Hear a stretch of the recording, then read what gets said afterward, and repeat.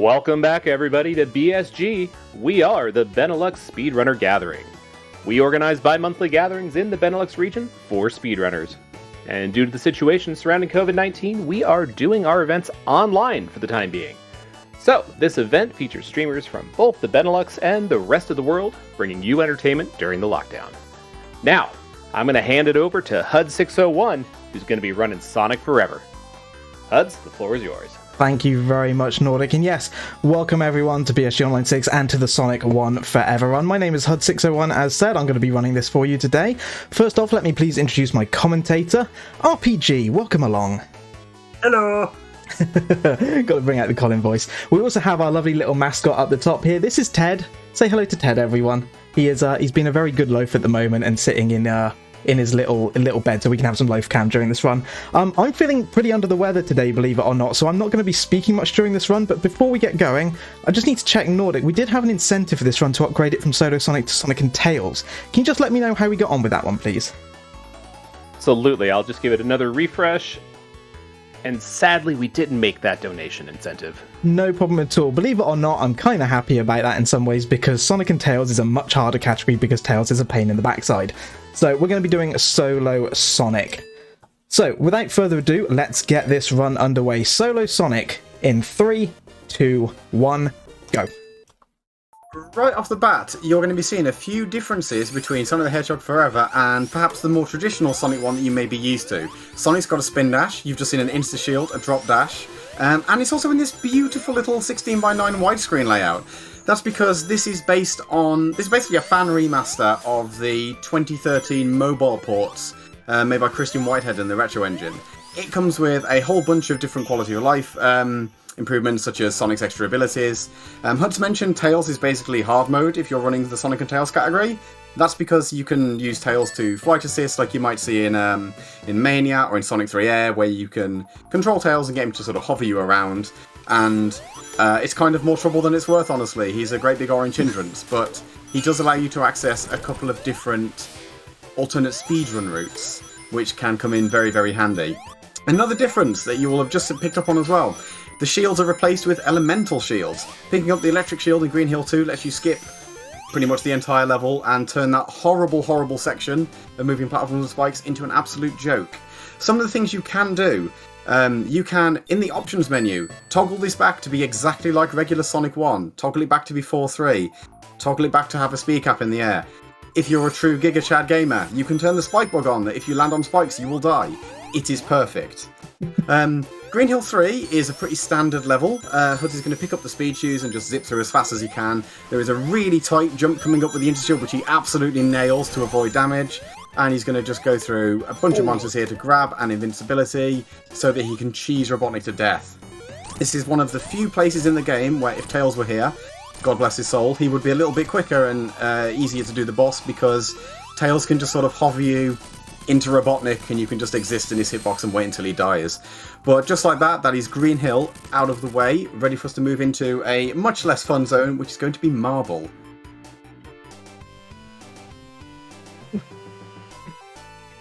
Yeah, one thing to mention is that in the most recent version that we're running, 1.4.0, they did change Tails' flight assist. I know we don't have Tails with us today. Again, I'm not overly broken about that, because apart from the levels where he really helps, Tails is a massive pain in the backside, as I said earlier. But the flight assist is now far more responsive, and we're very grateful to Team Forever for listening to not just runner feedback, but general player feedback, and continuing to make improvements to this game. Yeah, huge shout-outs to Team Forever, they've really gone out of their way to engage with the speedrun community for the game and sort of work with speedrunners to sort of really enhance the experience. They've been an absolutely wonderful set of devs to sort of...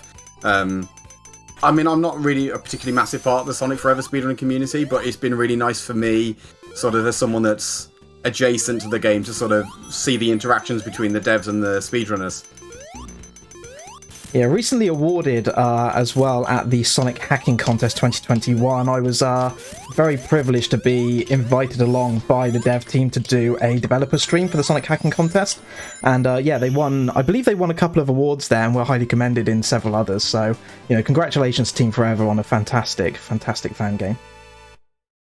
What's really interesting, just to come back to Marble now that Huds has gone through it, is that all of these wonderful abilities that we saw in Green Hill, the drop dash, the spin dash, there is a peel out, although we're not going to be seeing Huds use it particularly often, if at all, in the run. They're absolutely incredibly helpful in Green Hill and really speed up the level because of the sheer amount of slopes and open terrain. And in Marble Zone, they're basically not really hugely useful because you've got to do so much platforming and tricky jumps and slowing in certain places, it doesn't really matter. However, the Insta-Shield would have been really useful there if Huds had landed in the lava. The iframes on it now last just long enough that if you activate the Insta-Shield right as you hit the ground, it will give you enough iframes to jump off the lava, and it is very, very satisfying to see done. A little bit more tricky platforming here. The Insta-Shield come in really handy if any of the fireballs are coming up as you come over them. And Huds is now going to drop down into the end of the level. The fire shields that replace the regular shields in this level are really useful and really serve to speed up some of the sections here. Not quite making it up on top of that crusher before it leaves, but it doesn't really slow down too much, just loses one cycle. And just with that, Flame dashes all the way through to the end. Very respectable time there for 102. Yeah, that Chandelier Jump, that first Chandelier, is because it's triggered when it comes onto screen. It's a screen-based cycle. We'll talk about cycles in a bit more detail later, I'm sure. It's a very, very tight window to actually get that jump on top of that Chandelier. Yeah, very much so. To talk about cycles very, very briefly then, while we're just zipping our way through Marble 3, there are sort of two sort of cycles to be aware of with objects in lots of video games, but it's particularly pertinent in lots of Sonic games, where some things will be on a global cycle, which means that they start moving the minute the level loads. The platforms move on sort of the ground level with the grass on top and the purple blocks that go up and down. Those are on a global cycle. Please correct me if I'm wrong on that one, but I'm pretty sure. Because where they are doesn't matter. Things like the chandeliers, those crusher blocks that drop down on the chains, their cycle starts when they come onto screen. They're camera cycled instead. And that's sort of the main difference between the two. Sometimes you can sort of delay when things appear on screen to be beneficial for you.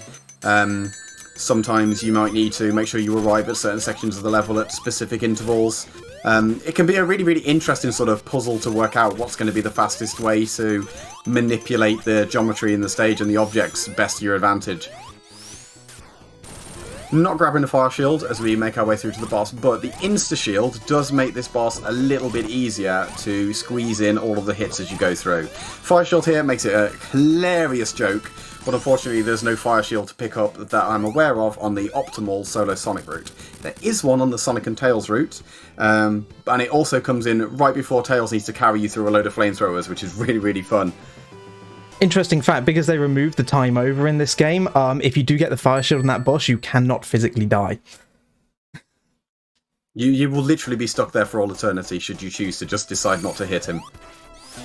Spring Yard Zone is a deceptively tricky level. Huds is going to do his best now to keep the speed shoes all the way through to the end of the stage. There are lots of slopes to build up momentum, and there are lots of obstacles in Spring Yard is the biggest problem. It is full of spikes, very, very nice insta-shield jump on that Badnik. Lots of spikes, lots of bumpers. It's really easy to completely screw your momentum up in this stage. Absolutely phenomenal Spring Yard one there. If I did that in Time Attack, that would have been an IL record for myself. Yep. Like a personal record.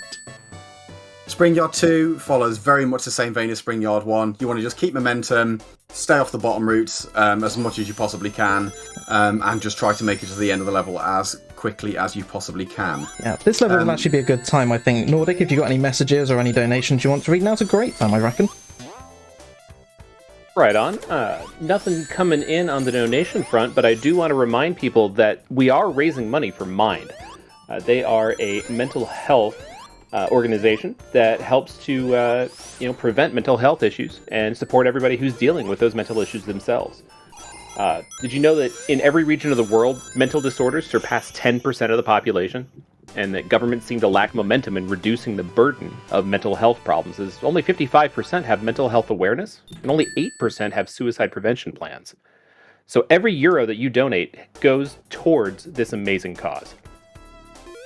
Thank you very much. RPG, back to you. I hope everyone in chat was excited as I was seeing Huds insta-shield through that spike ball onto that spring to keep with momentum through there. I was delighted. Spring Yard 3 is a little bit slower than Acts 1 and 2. We do need to be cautious there. People that are familiar with Sonic 1 may have wondered why HUDs didn't try and sort of squeeze under that block as it raised. But if you try that in Sonic 1 Forever, you will die. And this is traditionally not the best. That jump off that slope there, again, notorious for being extremely difficult in Sonic 1. Having a spin dash makes it substantially easier. And now it's just really important that we keep on the top route so that we don't fall down into the ridiculously slow section near the bottom. I'm going to snip into the hidey hole now, grab a speed shoes, grab an invincibility, and use that to make our way to the boss as fast as possible, ignoring all of these spike balls across the bottom, and then we're just going to make our way over the ridiculous pit of doom at the very, very end of the level. Ooh, that's in a bad state. Ooh, but good recovery, though. Was not expecting them to be apart. Normally they're together when I meet them. Thankfully, due to changes in the insta-shield in this version, that's that boss. You can now hit him quite easily, which is nice. Thanks, Team Forever. Very easy. Yeah, and it's nice that means that you don't have to do any sort of stressful waiting for him to move blocks and maybe falling in a pit and dying. Following on from Spring Yard, we're going to go into, I'm going to say it, my personal favourite zone in all of Sonic 1. It's got really, really nice chill music, and it's just fun, and I like it. I believe the kids refer to it as POG. I do believe the kids these days would call this zone quite POG, if they shared my viewpoint, which I'm fairly sure I'm somewhat in the minority on that one. Labyrinth is a really, really interesting zone in Forever, because, again, the spin dash and the drop dash and the peel out don't really make all that much difference, but things like the bubble shield absolutely certainly do. There is a really, really cool skip we can do with the bubble shield here by getting momentum by bouncing off an enemy to shoot ourselves up out of the water and not even need to drop down into the water to activate the button that activates the secret platform. That's the word I'm looking for. And that puts us just on the top route, right to the end of the level. Going to bounce up with the bubble shield to save a little bit of time. We'll be seeing a little bit more of that in the near future. And there is, I believe, the solitary peel out in the whole run. Pretty much the only time I use peel out, yeah. Shout out to the peel out. I very much love Sonic CD. I very much like when people put the peel out in other games, even if they're not really that useful. Labyrinth 2 is a little bit trickier than Labyrinth 1, as there's no sort of route we can use to skip over the top of it. And there is a particular section coming up where we need to be very cautious. And this is due to the way that objects in the game sort of stay loaded while you're in proximity to them.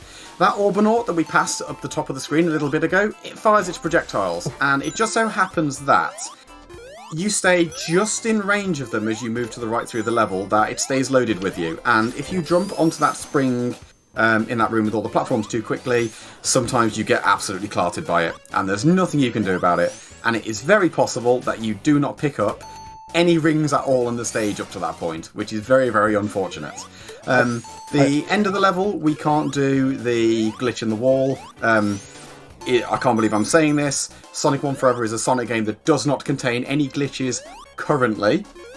There is scope for them to be found or, I don't know, added in accidentally maybe by development, but there are no known glitches. We can't get ourselves into the wall and yeet ourselves all the way to the very end. So we have to go through that little labyrinth, if I may use the term, section of level at the very end there where we're underwater. Some of you may have noticed, actually, there is an Orbanaut that has been removed, and that is because Team Forever have actually taken out some badniks that are in absolutely atrocious spots. So there's an underwater Orbanaut that's removed there.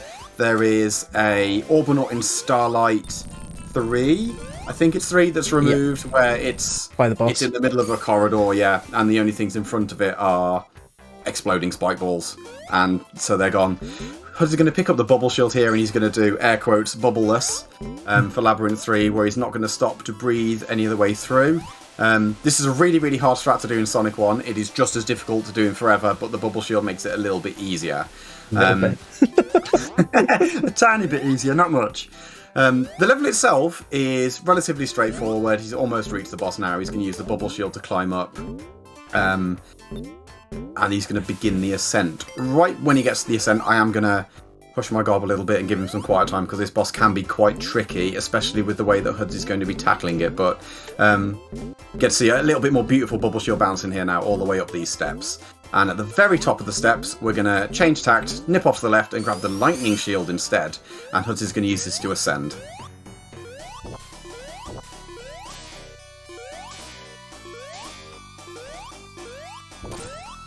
Oh, dang it. Okay, it's fine.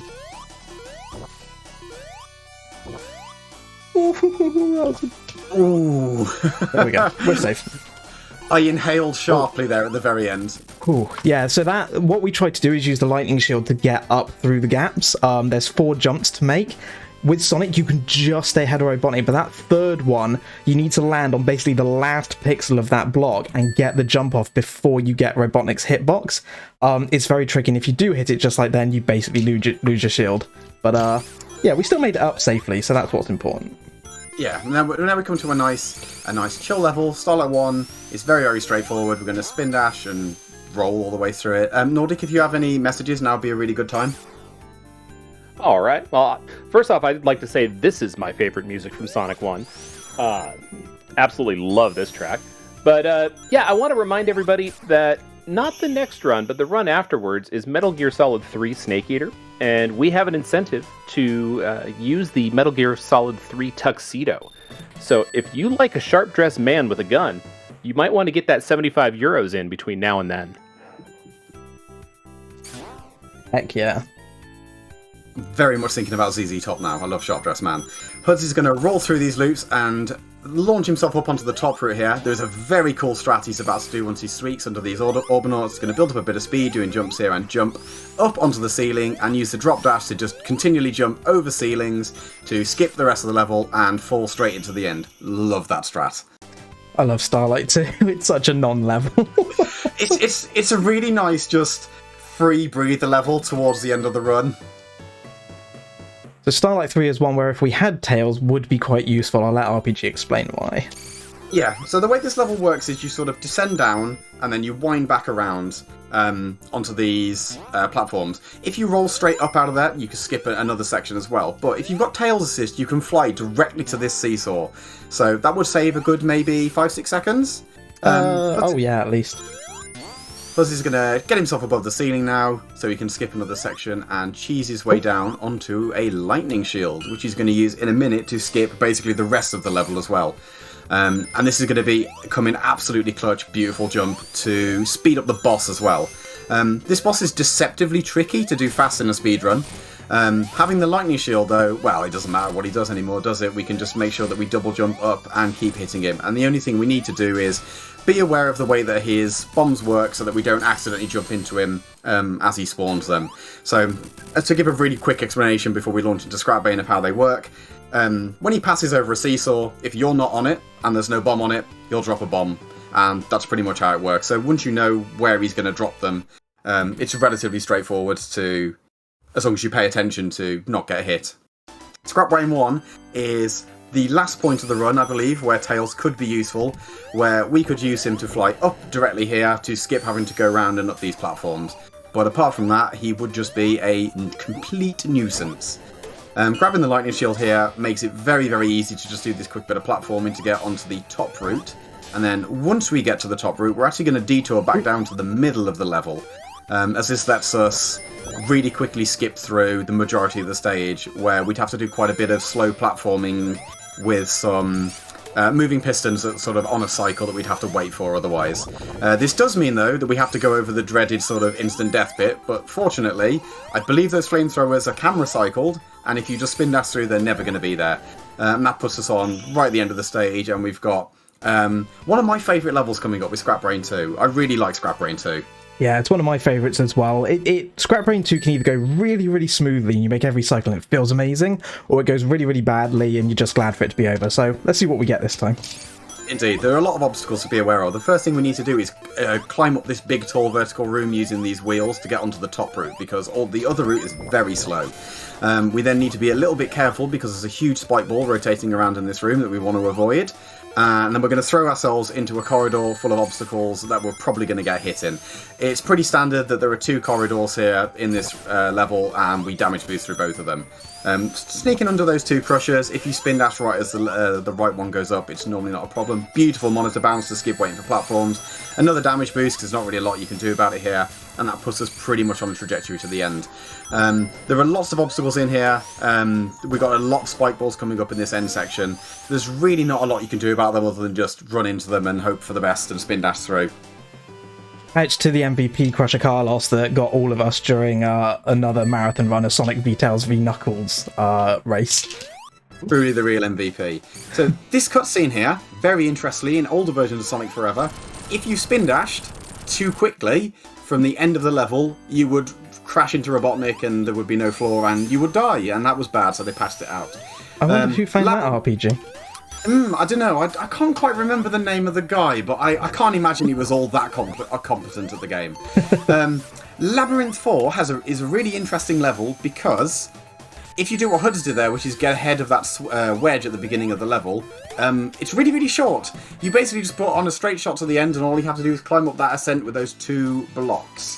Final Zone is sort of interesting here because traditionally in Sonic 1, you would manipulate this to have a consistent pattern.